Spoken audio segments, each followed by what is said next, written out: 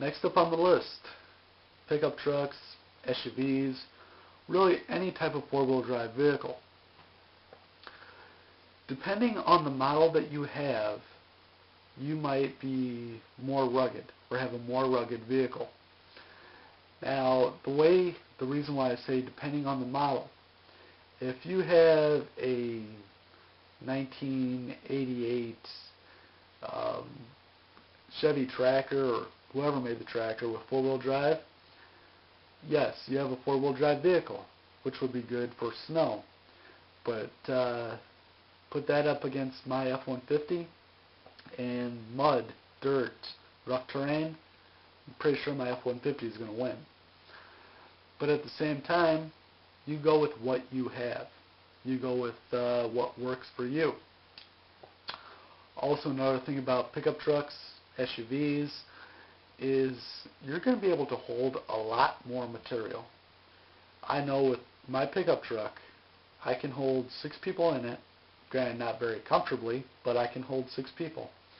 But I also have a 6-foot bed where I can store additional equipment that I need or want. Also, like a good friend of mine has a Ford Expedition. Once again, we're able to fit 5 people in that. Excuse me. And on top of that, we have a nice rear container where we can actually store additional equipment if need be. Also, with pickup trucks and SUVs, obviously, you're going to be able to travel through more rough terrain. Is this an absolute necessity? Once again, I don't know. This is something that you're going to have to think about. And also on top of that, you're going to have to decide if you need a four-wheel drive vehicle to possibly get to where you need to get to in a bug-out situation. So that's some of the pros, or some of the cons of having a pickup truck or an SUV. Well, like I told you earlier about driving down Lakeshore Drive, they're more noticeable depending on where you live. The city, good chance that you're going to be able to be noticed. Out where I live, there's very, very few cars, which is kind of nice because I don't stand out. And also on top of that, one thing that really sucks with having an SUV or a pickup truck is the fuel economy is not that great. I know with my F-150, I have a 5.4 liter Triton V8. I believe it puts out about 300 horsepower. Pretty much I can move a house if I need to, but at the same time, I get between 13 and 15 miles to the gallon. So that's one drawback. But I make do with what I have. And what I have is my pickup truck, which I absolutely love. Because, well, what can I say? I'm just a country boy. Moving on. This next topic, I threw it in here because I thought it would be a great idea. And it's something for you guys to think about. But it's something that I do not own. And it's something that I've never driven one, never ridden on one. So it's something that, for those of you that have, it's something for you to consider, something for you to decide if it's a possibility. And that would be the motorcycle. First things first, something that at least I see is they're easy to maneuver. You're able to get through tight spaces, which, let's face it, in a bug-out situation, there's a good chance that the roadways will be blocked. And if they are blocked, you're pretty much either sitting there or you're walking it. And with a motorcycle, I've seen people drive right down the center of the road, going right past all the cars that are stopped. So that's one reason that I actually considered that a motorcycle, dirt bike, whatever you have, might be a good aspect for bugging out. Also, a good friend of mine has a motorcycle. He told me that he can travel great distances on his. Once again, I'm not going to throw out gas mileage statistics because honestly I haven't really looked those up. But he's told me that he gets excellent miles to the gallon on his motorcycle.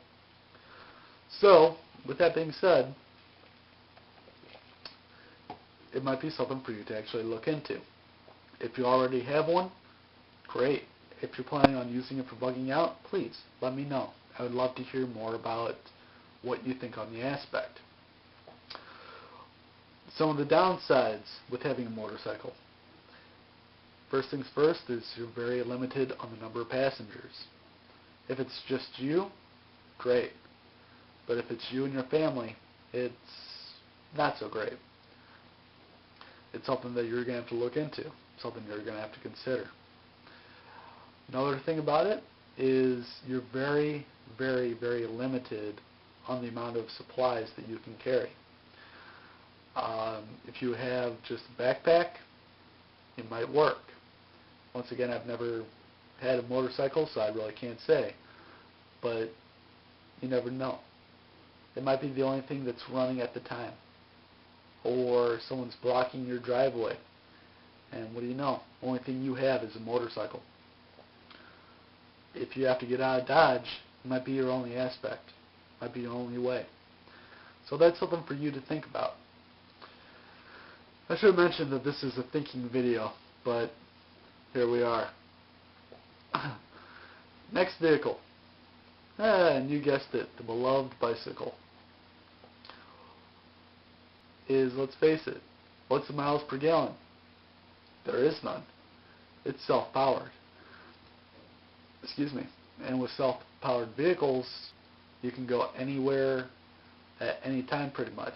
You don't have to stop and fuel up beforehand, which is a great thing to think about when you're bugging out. Excuse me. Another thing to look at with bicycles is they're a lot quicker than running and walking.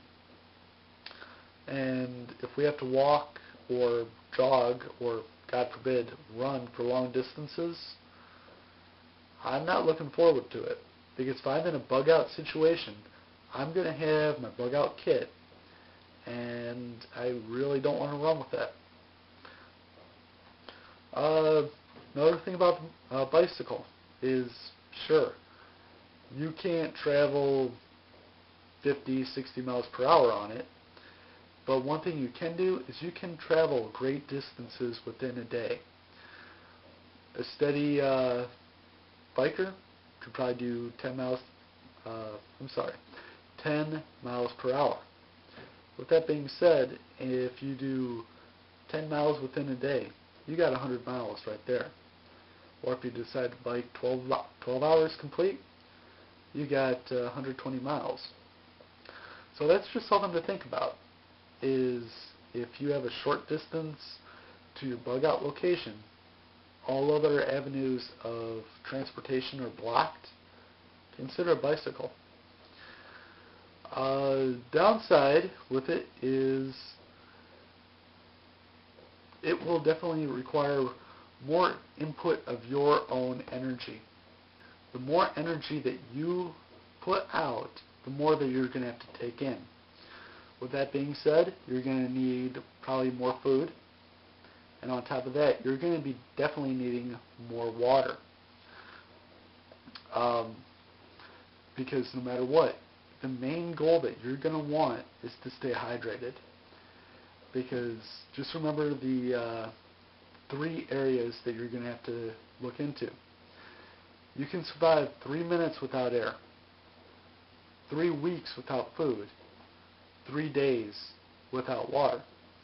However, if you add additional stress onto your body, you're going to need more water, because the more stress that you put out, the more dehydrated you're going to become. The more dehydrated you become, the worse you are.